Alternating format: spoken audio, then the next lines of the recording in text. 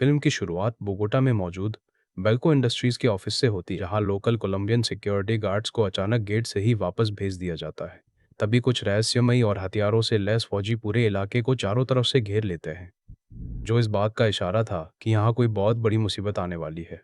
इसके बाद कहानी में डैनी विल्किंस नाम की एक नई एम्प्लॉय की एंट्री होती है, जो बेल्को के इस ऑफिस में अपना पहला दिन शुरू करने आती है और उसकी ज्वाइनिंग की फॉर्मेलिटी पूरी की जाती है।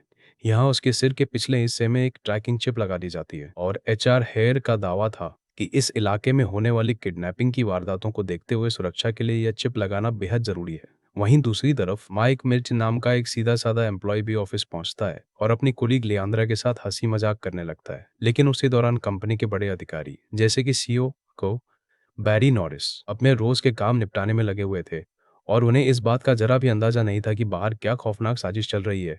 डैनी जैसे ही ऑफिस के फ्लोर पर जाती है, वो अपने नए साथियों लियोटा और रॉबर्टो से जान पहचान बढ़ाती है। लेकिन तभी पूरे ऑफिस में अजीब सी घबराहट फैल जाती है, क्योंकि स्टाफ नोटिस करता है कि सभी लोकल कोलंबियन वर्कर्स को अचानक घर भेजा जा रहा है। माइक कैफेटेरिया में काम करने वाले इवान से बात करता है कि आखिर सारे लोकल स्टाफ को क्यों हटा दिया गया है और बड़े बड़े कुत्तों के साथ ये खतरनाक गार्ड्स क्यों पहरा दे रहे हैं। तभी अचानक ऑफिस के इंटरकॉम स्पीकर से एक बेहद शांत पर रूह कंपा देने वाली आवाज गूंजती है, जो बिल्डिंग के सभी 80 कर्मचारियों को बिल्कुल ध्यान से सुनने का हुक्म देती है।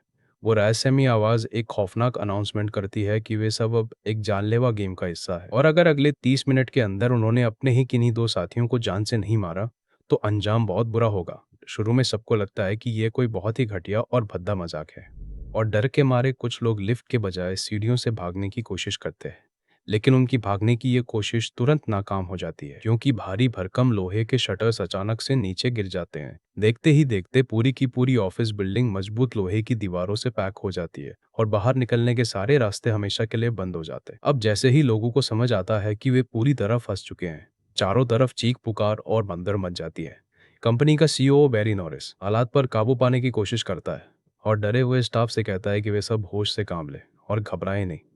कुछ एम्प्लॉयज खुद को शांत रखने की कोशिश करते हैं, जबकि कुछ लोग दीवारों को तोड़ने के लिए भारी औजार ढूंढने लगते हैं।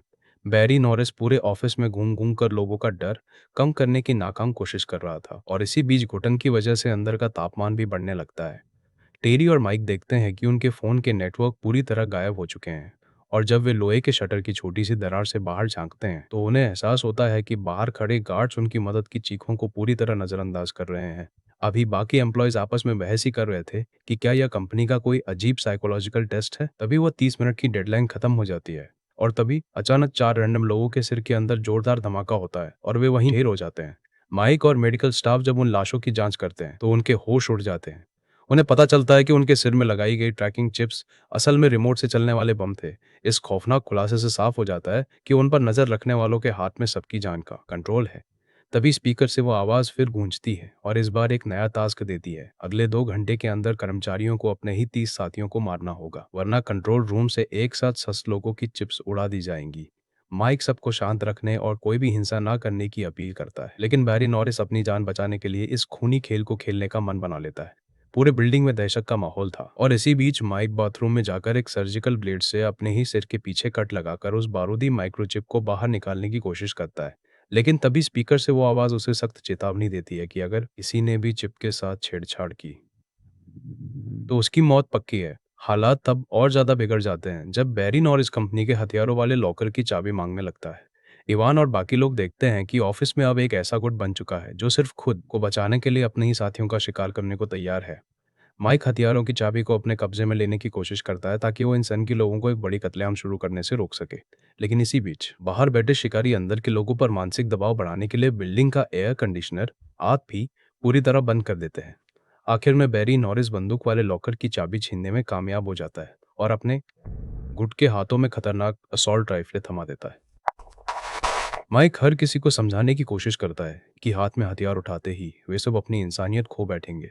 हथियारों से लैस ये गुट 2 घंटे का समय खत्म होने से पहले तय किए गए 30 लोगों को मारने की तैयारी शुरू कर देता है। दूसरी तरफ माइक और कुछ अमन पसंद एम्प्लॉयज इस खूनी मंजर से बचने के लिए छिपने की जगह ढूंढने लगते हैं।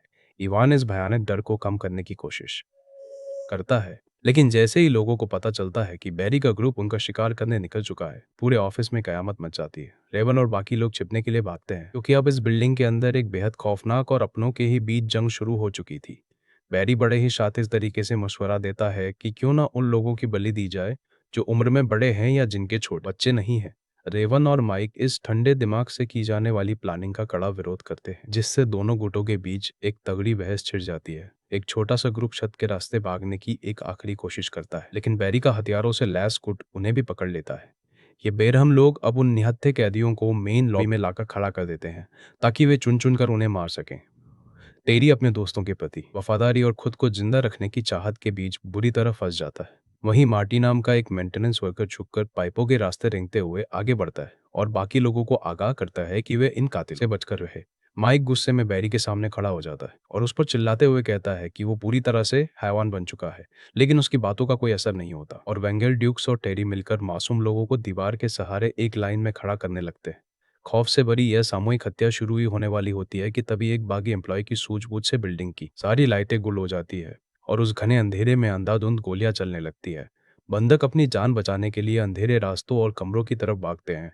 माइक सभी को चुपचाप रहने की सलाह देता है, जबकि बंदूकों से लैस वो शिकारी एक एक फ्लोर छानकर उनका शिकार कर रहे थे। आखिर में 2 घंटे का समय पूरा हो जाता है, लेकिन कातिलों का गुट 30 लोगों को नहीं मार पाता। नतीजा यह होता है कि इंटरकॉम की आवाज तुरंत एक्शन में आती है और बचे हुए लोगों के सिर के बम धमाके के साथ उड़ जाते हैं, जिससे पल भर में कई और मासूम जानें चली जाती है।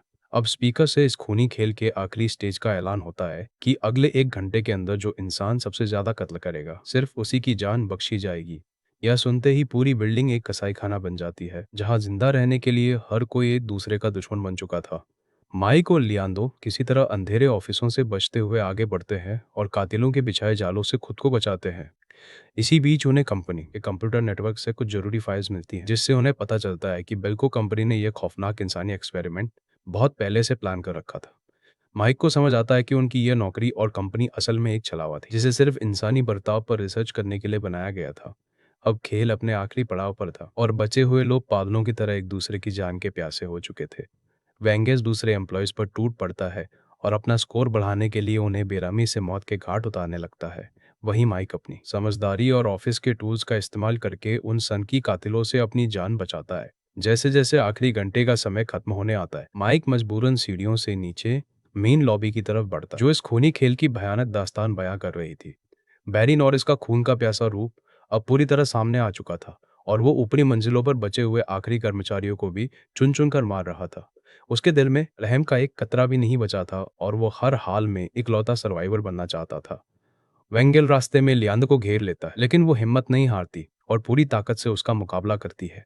वो किसी तरह वेंगेल को रास्ते से हटाकर अपनी जान बचाने में कामयाब हो जाती है, लेकिन तभी वहां बैरी आ पहुंचता है और वो लियांदस का गोली मार देता है, जिससे वो गंभीर रूप से जख्मी हो जाती है। माइक ठीक उसी वक्त वहां पहुंचता है और जैसे ही लियांदा उसकी बाहों में दम तोड़ती है, माइक का गुस्सा 7वें आसमान पर पहुंच जाता है और वो बैरी को खत्म करने की ठान लेता है। इसके बाद माइक और बैरी के बीच लॉबी में एक बेहद खतरनाक और खूनी आमने सामने की लड़ाई होती है। माइक अपनी पूरी ताकत झोंक देता है और बैरी को पटक कर एक भारी भरकम टेप डिस्पेंसर से उसका सिर कुचल कर उसे मौत के घाट उतार देता है। तभी इंटरकॉम की आवाज फिर गूंजती है और ऐलान करती है कि यह एक्सपेरिमेंट अब आधिकारिक तौर पर खत्म हो चुका है। माइक मचच को इस खूनी खेल का इकलौता विजेता घोषित किया जाता है और बिल्डिंग के सारे लोहे के शाहजहाँ ऊपर उठ जाते हैं। लेकिन कहानी यहीं खत्म नहीं होती। जैसे ही माइक बाहर आता है, हथियारों से लैस गार्ड उसे घेर लेते हैं और खून से लथपथ माइक को पकड़कर पास में बने एक बड़े से हैंगर के अंदर ले जाते हैं। माइक को उस मुख्य वैज्ञानिक के सामने खड़ा किया जाता है, जो इस पूरे खौफनाक खेल को चला रहा था।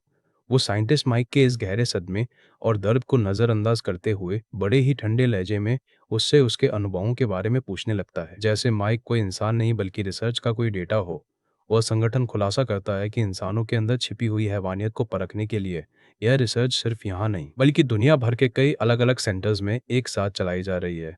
लेकिन उन शिकारियों को इस बात का अंदाजा नहीं था कि माइक ने मार्टी द्वारा लाशों के सिर से निकाले गए कुछ जिंदा माइक्रोचिप बम अपने पास छुपा रखे थे।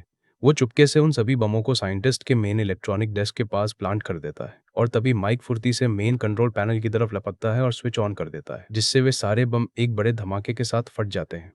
इस जबरदस्त ब्लास्ट में वहां खड़े गार्ड्स तुरंत मारे जाते हैं और पूरा कंट्रोल रूम तबाह हो जाता है।